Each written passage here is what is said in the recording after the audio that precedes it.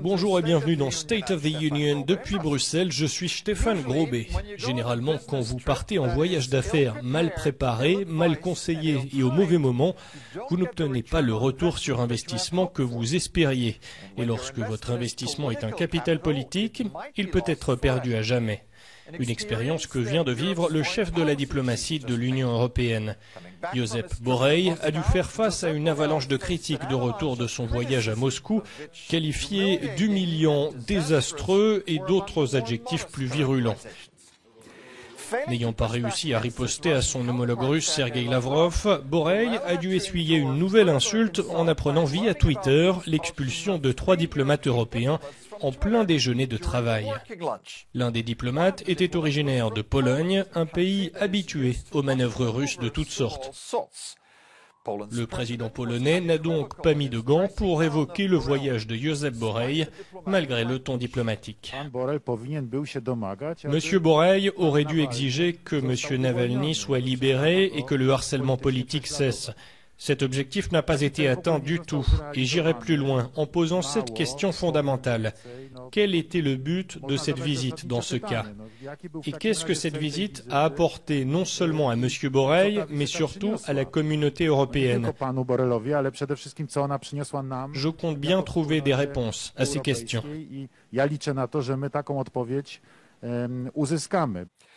Josep Borrell s'est défendu devant le Parlement européen, ce qui n'a pas empêché plus de 70 de ses membres d'exiger sa démission ou sa révocation. Il n'était pas le seul à s'être attiré les foudres de parlementaires. La présidente de la Commission européenne, Ursula von der Leyen, a été passée au grill au sujet des lenteurs de la campagne vaccinale sur le vieux continent. Il n'y a pas de compromis à faire lorsqu'il s'agit d'injecter une substance biologiquement active chez une personne en bonne santé. Et c'est pourquoi nous nous appuyons sur le processus de contrôle de l'EMA, notre agence européenne de médicaments. Oui, cela veut dire l'approbation prend 3 à 4 semaines supplémentaires. La stratégie européenne de vaccination a été critiquée sur de nombreux points. L'un d'entre eux est bien sûr la question de savoir qui reçoit le vaccin, quand et qui le reçoit en premier. À ce sujet, je reçois le docteur Julian Tong, virologue clinicien en sciences respiratoires à l'université de Leicester. Bienvenue dans notre émission. Julian, vous avez suggéré dans un article d'opinion que nous étions en train de nous tromper complètement en ne nous concentrant pas sur les jeunes et en ne s'intéressant qu'aux personnes âgées et aux travailleurs de la santé. Quel est votre principal argument? L'idée est de vacciner les jeunes pour protéger les personnes âgées. Et donc, si le virus ne circule pas chez les jeunes, les personnes âgées ne sont exposées à aucun danger. De plus, si vous immunisez les jeunes adultes, ils peuvent reprendre leur activité économique, ouvrir leurs entreprises et leurs magasins, les services que les personnes âgées ont tendance à utiliser, ce qui permet dans le même temps aux clients plus jeunes de soutenir ces entreprises. S'ils sont tous vaccinés, tous protégés, il n'y a aucune source de virus pour les personnes âgées. Et cela résout 2 problèmes, l'économie mais aussi les services, y compris les écoles et les universités.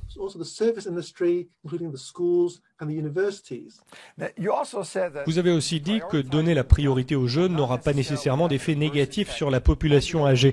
Pourquoi ? Si vous immunisez la source de virus pour les personnes âgées, alors cette source, que sont les enfants et les jeunes adultes qui vont à l'école ou travaillent, ne constitue pas une menace pour les personnes âgées. Bien qu'ils ne soient pas encore immunisés, le virus ne circule pas ou très peu dans la population jeune. Or, c'est cela qui expose réellement les personnes âgées. Donc, l'approche est double, à la fois protéger les seniors, mais aussi éliminer la source du virus dans la population jeune.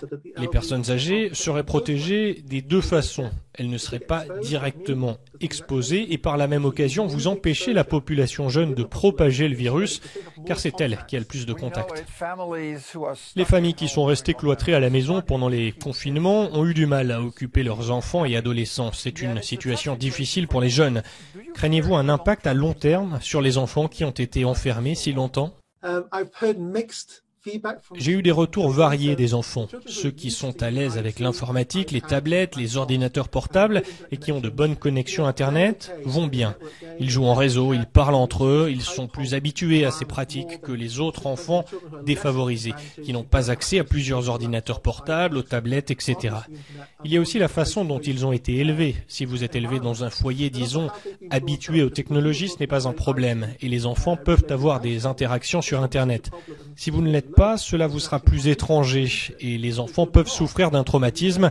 C'est vrai aussi pour leurs parents. Merci Dr Julian Tang de l'Université de Leicester. Merci d'avoir été avec nous aujourd'hui.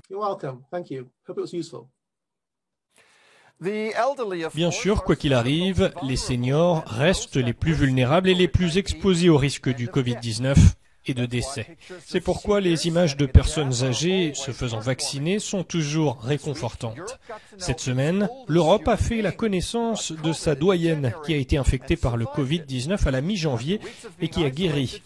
Après avoir été isolée pendant des semaines, des autres résidents de sa maison de retraite dans le sud de la France, Sœur André a fêté ce jeudi son 117e anniversaire. Cette membre d'un ordre caritatif catholique qu'elle a rejoint en 1944 a connu 2 guerres mondiales, 3 républiques françaises et 19 présidents.